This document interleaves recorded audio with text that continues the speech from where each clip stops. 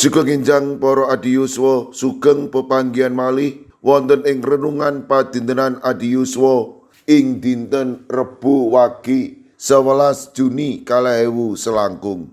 Sumangga dinten punika kita nampi jejer kawicaksanan.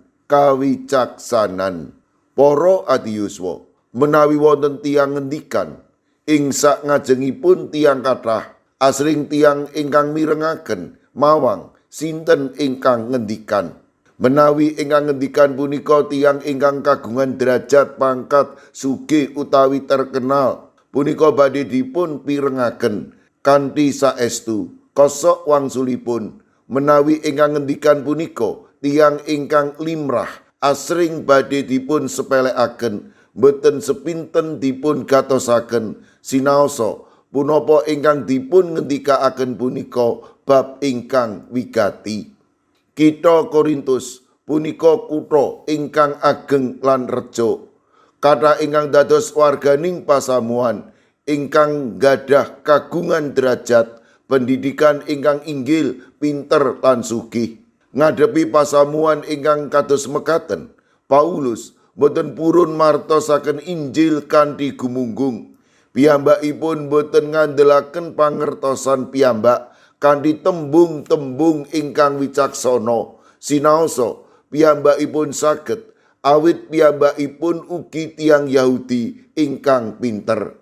Nanging kanthi andhap asoning manah, anggenipun Paulus martosaken Injil punika boten ngangge tembung-tembung ingkang wicaksana, nanging kanthi kekiyatanipun Roh Suci. Supados menawi tiyang punika purun pitados dumateng Gusti Yesus, punika boten awit saking kaunggulanipun Paulus piyambak, nanging awit saking pakaranipun Sang Roh Suci. Bab punika ketingal ing setunggal Korintus kalih ayat sekawan.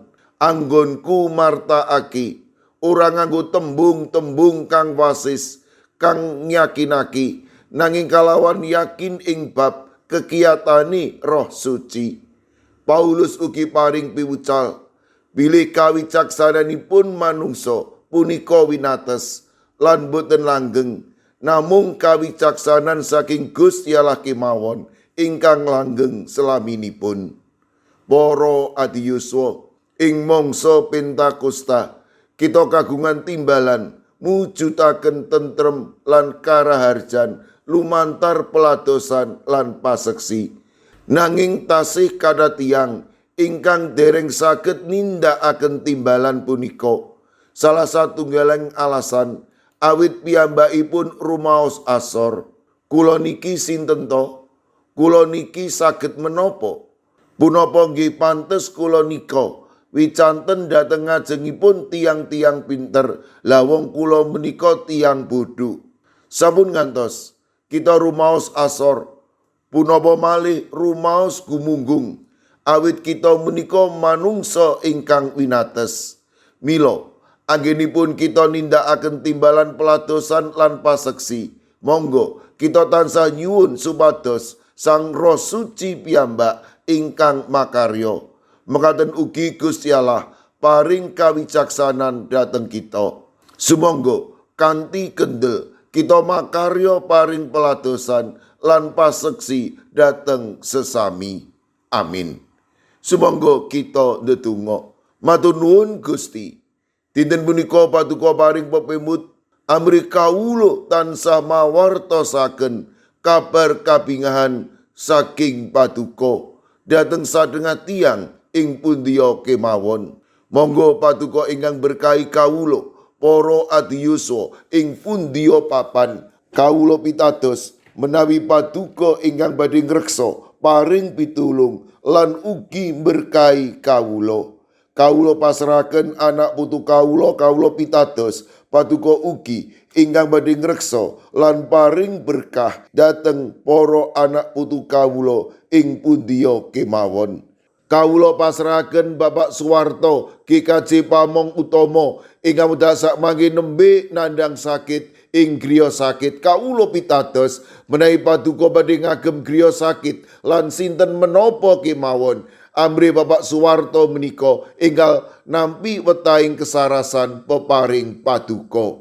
Wonten ing GKJ Mijen kawula pasrahaken Ibu Purwaningsih Sunaryo, Ibu Elizabeth Indarwati, Bapak Bambang Setyo Margono, Bapak Moses Taji, Bapak Budiman Gultom. Mekaten ugi kawula pasrahaken sedherek kawula ing GKJ Banyumanik, Bapak Daniel Agus Suwarso, Ibu Arum Puji. Monggo Gusti paduka ingkang ugi makarya matemah enggal nampi wetahing kesarasan peparing paduka. Mirunggan kala pasrahaken Bapak Pendeta Timotius Setianto GKJ Krapyak, kawula pasrahaken Bapak Sugianto, Bapak Budi Sutomo, Ibu Sucipto, Ibu Tulat, Bapak Amung Pracoyo, Ibu Lis Martono ing GKJ Magelang. Kawula ugi masrahaken Bapak Minto Taruno wonten ing GKJ Pugeran. Kawula pasrahaken Ibu Sri Windardi, Bapak Mardiono, Bapak Margono, Ibu Marsudi wonten ing GKJ Pamong Utomo Kalinegoro.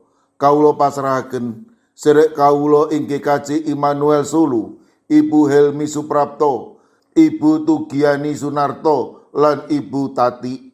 Mekaten ugi kawula pasrahaken Ibu Tati ing GKJ Ngablak, Ibu Yuli Luther Harifah. Kawula pasrahaken ing GKJ Mono, Ibu Sapar, Ibu Priyati, Ibu Syih Mirah.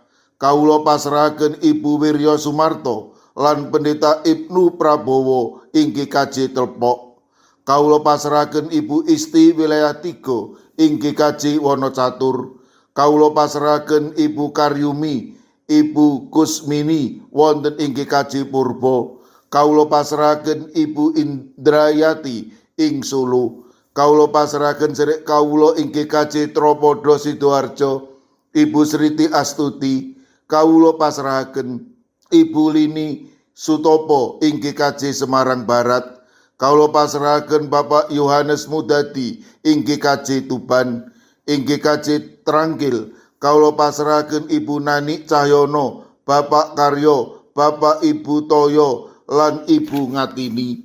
Kawula pasrahaken Ibu Lasiem ing Blok 6 GKJ Gondang Winangun. Kawula pasrahaken sedherek kawula ing GKJ Wonosobo, Bapak Lazarus Samijan, Bapak Yusuf Sunaryo, Ibu Endang Sarjono.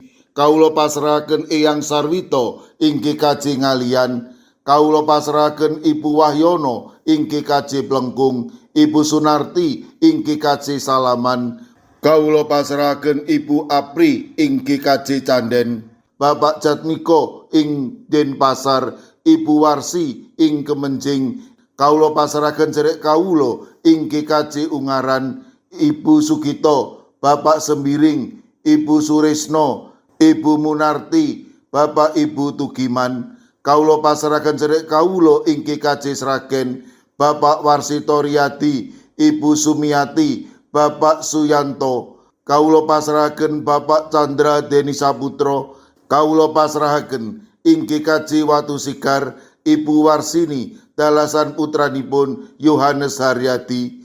Kawula pasrahaken sedherek kawula ing Tanon, Bapak Suhadi. Mekaten ugi kawula pasrahaken sinten kemawon ingkang wedhasak mangke nembe nandhang sakit kawula pitados menawi paduka badhe ngreksa lan paring pitulung. Matemah sedherek kawula menika pikantuk kesarasan ingkang wetah. Kawula pasrahaken pasambat pandonga kawula wonten ing asma paduka Gusti kawula Yesus Kristus. Amin.